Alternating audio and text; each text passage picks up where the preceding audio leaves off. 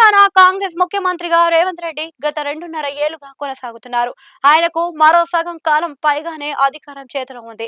ఇక కాంగ్రెస్ లో ఆయన మంచి పట్టు సాధించారు. కాంగ్రెస్ వంటి మహాసముద్రంలో రేవంత్ రెడ్డి తనదైన రాజకీయ వ్యూహాలతో అందరినీ కలుపుకొని పోతున్నారు.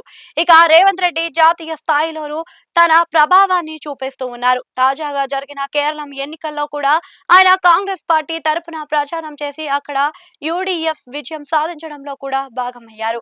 ఢిల్లీలో పార్టీ తరపున జరిగే కార్యక్రమంలో కూడా ఆయన కనిపిస్తూ ఉంటారు. అలాంటి రేవంత్ రెడ్డికి జాతీయ రాజకీయాల మీద మోజు ఉందా అంటే ఖచ్చితంగా ఉంటుంది. మరి ఆయన జాతీయ రాజకీయాల్లోకి ప్రవేశం ఎప్పుడు అన్న ప్రశ్నలకు ఆయన జవాబు చెప్పారు.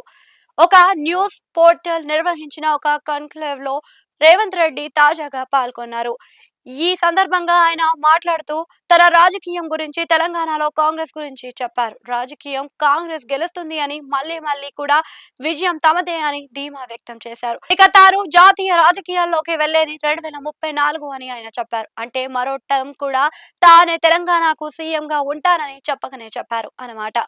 తెలంగాణ ఎన్నికలు 2028లో జరుగుతాయి. ఆ తరువాత మళ్ళీ 2033లో జరుగుతాయి. రేవంత్ రెడ్డి చెప్పేది ఏంటి అంటే 2034లో కూడా కాంగ్రెస్ తెలంగాణలో అధికారంలో ఉంటుంది అని, ఆ విధంగా కాంగ్రెస్ ని గెలిపించిన తర్వాత తాను జాతీయ రాజకీయాల్లోకి అడుగు పెడతానని అంటున్నారు. అంటే తెలంగాణలో కాంగ్రెస్ హ్యాట్రిక్ కొడుతుందని రేవంత్ రెడ్డి గాఢంగా నమ్ముతున్నారు అన్నమాట. అందులో 2 సార్లు తానే సీఎం అవుతాను అని కూడా ఆయన బలంగా విశ్వసిస్తున్నారు అన్నమాట.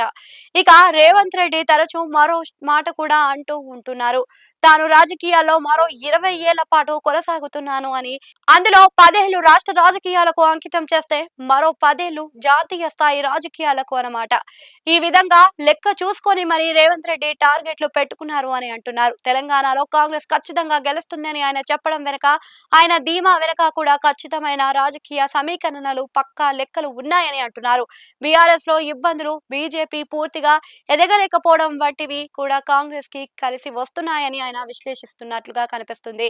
మొత్తానికి రానున్న కాలంలో దేశానికి రాహుల్ గాంధీ ప్రధాని అవుతారని కూడా ఆయన నమ్మకంగా ఉన్నారు. రేవంత్ రెడ్డి 2034 నాటికి కేంద్ర రాజకీయాల్లో ప్రవేశిస్తాను అని అంటున్నారు. అంటే ఆయన జాతీయ స్థాయిలో ఏ విధంగా రాణించాలన్నది కూడా ఒక స్పష్టమైన ఆలోచనలో ఉన్నారని చెప్పుకోవాల్సిందే.